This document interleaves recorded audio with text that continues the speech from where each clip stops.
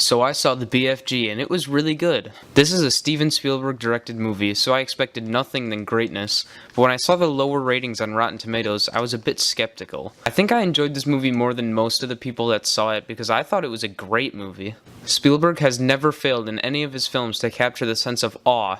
Even in his more serious films or lesser known films, you always get that sense of watching a film from a true filmmaking legend that you don't get to see that often. Mark Rylance pulls off excellent motion capture work. He is already up to par with Andy Serkis and Toby Kebbell because he did a fantastic job in this movie. The CGI effects in this movie were phenomenal. There is not one shot where I noticed CGI. I mean, of course, I knew it was CGI, but it looked so photorealistic that I couldn't really tell. The girl in this film, Ruby Barnhill, really pulls off an incredible performance.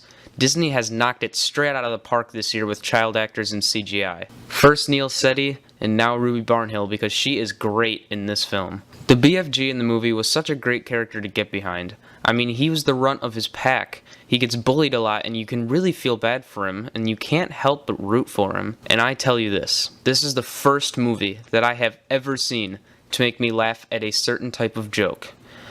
Fart jokes. I hate fart jokes to death. They are such lazy comedy. It's the worst type of joke, and I hate it so much. But leave it to Spielberg to get me to laugh really hard at a fart joke, because that scene was the most I laughed all this year since The Nice Guys.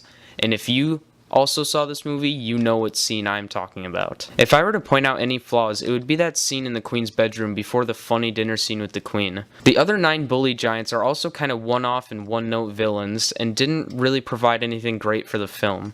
Overall, I really loved this movie, and I think it is very underrated, and I will give it a 9.0 out of 10.